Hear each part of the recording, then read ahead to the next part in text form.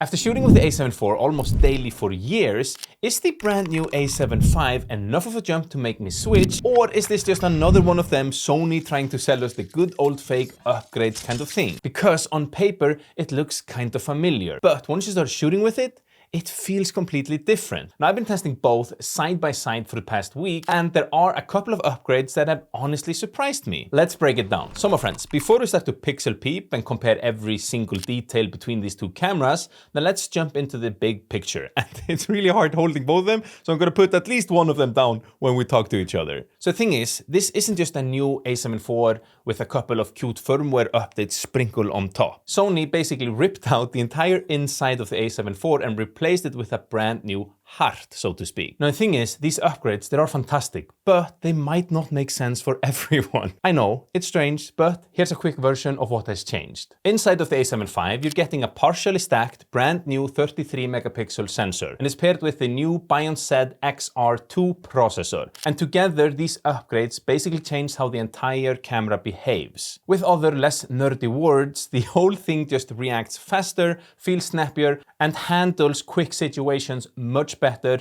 than the previous version did. I mean, we're talking a big jump in the overall speed and a much smarter autofocus, and also this new generation Sony responsiveness where everything just feels more instant, if that makes sense. On top of that, stabilization has also improved, dynamic range gets a little bump as well, and high ISO performance is cleaner. And also I want to add that the whole experience just feels a little bit more modern, if I'm allowed to say that, when you're shooting with it. Then I also think it's fair to add that Sony has sprinkled in a bunch of these quality life upgrades, like the new 4-axis multi-angle screen, you have a slightly better grip, dual USB-C ports, improved battery efficiency, vertical UA support, and a handful of other small upgrades as well. So yeah, this isn't some tiny Mark 1.5 type of refresh. This is very much a new generation of A7 cameras. But of course, that doesn't mean that you should automatically upgrade. So my friend, let's break this down into part by part and see how it actually compares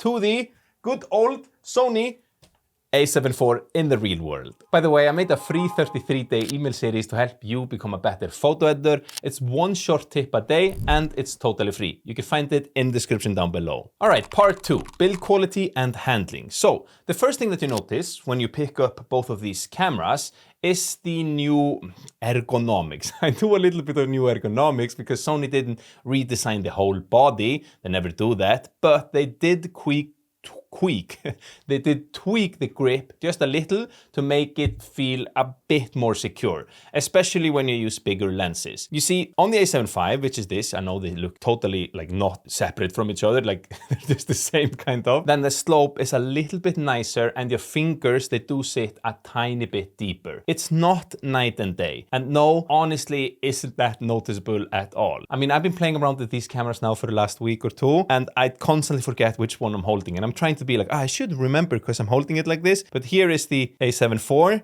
and this is the A7 V. It's a tiny bit deeper, but it's not like you're going like, oh, I instantly know which one I'm holding, you know? So yeah, just wanted to add that. Now, when you do flip the camera around, on the other hand, that's where you see a big difference. You see, the A7 IV still uses that classic flip screen like this, you know, on the hinge. The new camera, this one, has this brand new 4-axis multi-angle screen, which honestly is just better in every direction. I think this shit is just awesome because you can tilt it like normally on this hinge screen, but then you can also tilt it like this, and you can tilt it down like this, and it goes in so many different angles. This is just beautiful. Now, to be honest, this might be one of those upgrades you don't really think about until you try it. Because once you try it, then the old screen, it feels a little bit ancient, and I know that this thing has been around on other Sony flagship cameras for a while, but I haven't had it on my A7 IV, so I'm really excited when I got this because it's just so nice that you can film like this and you don't always have to go like here, whatever. But I mean, is it massive? A little bit. I'm gonna say that. Now, I just want to quickly add that Sony has doubled the amount of resolution on the LCD screen itself, which in my opinion was a much needed upgrade. And this does also tie into another small upgrade, and that is the vertical UI. Do you say UI or UI? I'm not totally sure. As you might have noticed, English, not my first language. Now, that basically means that when you rotate the camera like this, the entire UI, it rotates with you. It's not anything that I would maybe upgrade for, but it is a little bit nicer, especially when you shoot a lot of vertically, okay? Now the rest of the body is just the classic Sony. Compact, weather sealed, and very, very much familiar. And as I've been alluding to, then from the outside, both of these two cameras, they look almost identical. The new one is just a little bit slimmer and a little bit lighter. So they say. I can't really see a big difference. Then, my friend, on the new camera, the A7IV, Sony gave us two USB-C ports. A USB 3.2 10 gigabit port for faster file transfer and tethering, and then the second USB-C port is for power delivery and accessories. This basically means that if you shoot on a gimbal, you live stream, and you plug in a monitor, and you need to power the camera at the same time, then this upgrade is actually huge. If you don't do any of that, then it doesn't really matter. So the overall, the A7IV, it still feels great, it's solid, it's familiar, and it's really reliable. But the new camera, it feels a bit more modern, kind of, more refined, more creator friendly, nothing flashy, just a better thought out overall hybrid body. Does this mean that you should toss your good old friend, the A7IV, out of the window? Of course not. But the next part might maybe want to make you do it. Part number 3, autofocus and speed. This is where the A7IV might start to feel a little bit old, because this new camera, it doesn't just have a better autofocus, it has a completely new autofocus brain, thanks to the AI processing unit and the Bion Z XR2. And you know the difference, it's real. If you ever used a Sony, those newer AI-powered cameras, you already know. Basically, the A7IV has good human, animal, and bird autofocus. It's super good and it works well, but this new system, it expands with insects, cars, trains, airplanes, and the crazy thing too, a full human post estimation, which is not just eyes and faces, it's heads, body, movement. With other words, it's understand what the subject is doing and not just where it is. My mind was blown first time I tested this. You see, in real shooting environments, the new camera, it sticks to your subject like glue in situations where the A7IV will hesitate or lose them. We're talking things like fast wildlife, kids sprinting around the house like maniacs, birds changing direction, subjects moving behind object, backlit faces, low contrast scenes. It's all noticeably improved. And here is the big one. The A7IV, that's this one, see, we can't really tell the difference. It tops out of 10 frames per second. It's fine, it's good, but the new camera, it blasts up to 30 frames per second blackout free. And the moment that you shoot anything that moves, wildlife, sports, street photography, you crazy fucking kids, you will start to feel the difference instantly. In my opinion, 10 frames per second, it feels slow after you've tried 30. And yes, 30 frames per second blackout free is the same as the A1 Mark II, which is kind of the endgame camera for Sony. Sick! Now here's another feature that the A7IV does not have, pre-capture. And you might be wondering, what the hell is that? Well, here's basically how it works. When you half press the shutter, the camera quietly starts buffering frames. Then when you actually take the photo and you fully press the shutter, it saves the frames before you reacted. And you can set this up from 0.0 seconds all the way to a full second. And then when you combine that with 30 frames per second, it basically becomes stupidly hard to miss your shot. You don't need to be fast. You don't need to be lucky anymore. The camera is helping you out like a good, solid, loyal friend. Also, in my little experience, burst shooting, it doesn't, like, how do I say this, lock things up as much like the A7IV sometimes did. So overall, the A7IV's autofocus, it's good. The new camera's autofocus is just on a whole nother level, It's injected some crazy Thai steroids into it, I think. And the thing is, if you shoot fast-moving objects, even just once in a while, this might be the single biggest upgrade that you feel. Now, on the other hand, if you shoot landscape photos like me, then let's face it, landscapes or mountains, they don't really move a lot. So you'll feel this upgrade a little bit less, for real. Part 4, image quality. Now, even though both cameras are 33 megapixels, then the new sensor plus processor combo gives you a little bit of bump in the image quality. The dynamic range is up from 16 stops in the mechanical shutter. That means that highlights and roll-offs are a little bit smoother and shadow stays a little bit cleaner. But honestly, the difference between 15 stops and 16 stops of dynamic range, it's barely noticeable to the naked eye. It's definitely there, and 16 is better, but I just want to point this out no matter what the camera companies say. On the other hand, low-light performance has actually been improved. Noise is a bit finer, there's less weird color noise, and the details at ISO 6400 to 12800 is better. The AI auto white balance that this camera has, the A7V, is also a bigger improvement than I expected. It's no game changer, but still it feels like the colors that come straight out of the camera are a teeny weeny bit better. And you can see slight difference with the JPEGs. It's not huge, but I do find that the colors come out a bit nicer from the A7V. For the raw files, it shouldn't make much of a difference because you can fix that yourself, you know? And then for the video, it also feels slightly better, simply because the new camera, it nails the weird lighting more consistently, while the A7 Mark IV, the good old A7 Mark IV, I should say,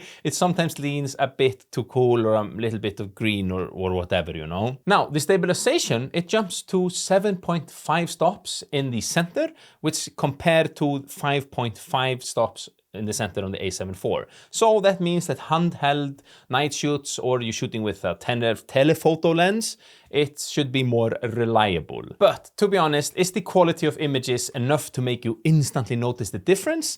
Well, let's do a little blind test. I'll throw up some straight out of the camera photos side by side, and let's see, my friend, if you can spot the difference.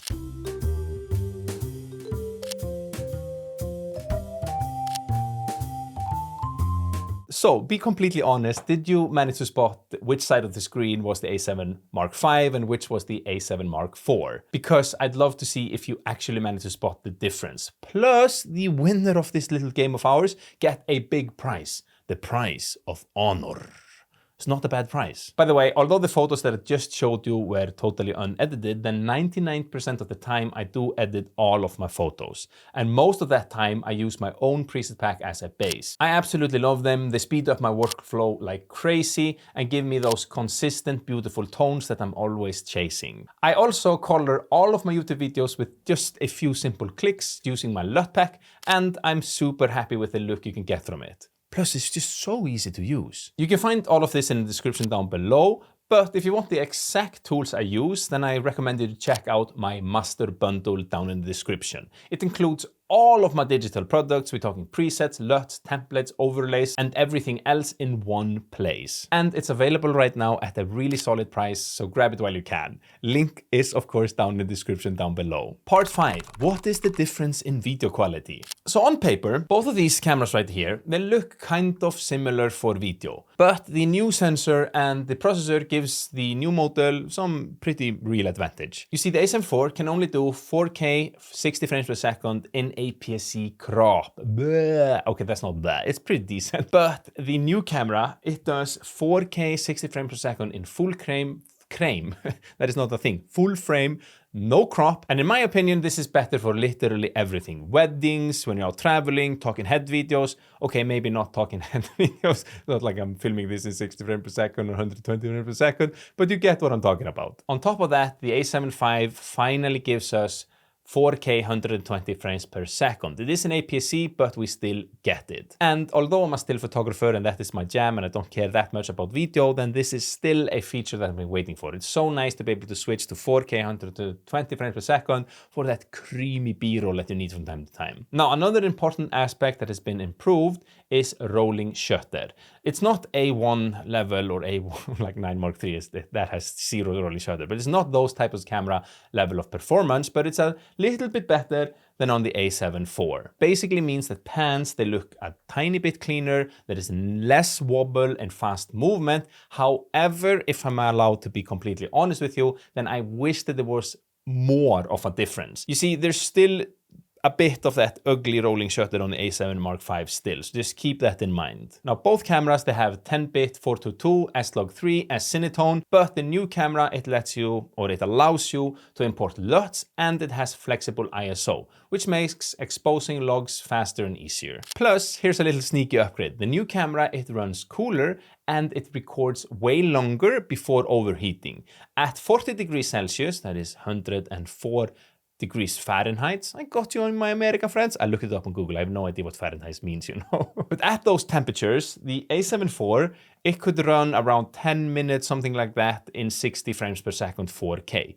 The new camera, on the other hand, it can basically record in 60 frames per second 4K for over an hour, as I've understood, which means that you'll basically faint before the camera does. Now, full disclosure, I live in North Sweden. It is crazy cold at the moment. I have not had the opportunity to try this out and probably never will up here. But for those of you who live in warmer climates, I've heard you guys often complain about this camera overheating. This should be better, plus the battery efficiency should be better as well for both photos and videos. And all of that is thanks to the brand new Biosad XR2 processor. Which moves us to part number 6. Who is this camera for?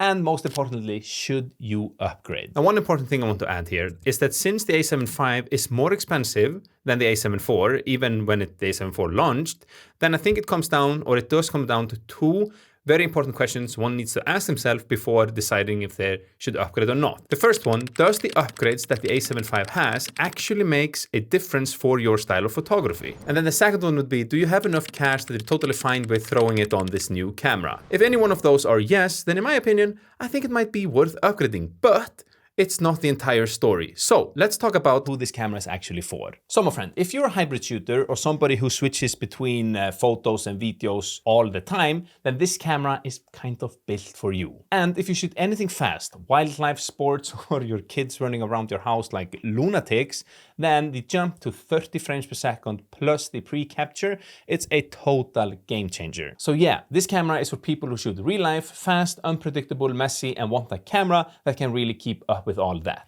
But the big question is obviously, should you upgrade from your good old trusted friend, the Sony A7 Mark IV? Well, the real and true answer to that question is, of course, it depends. But if you shoot anything fast, then yes, in my opinion, it would be a worth upgrade.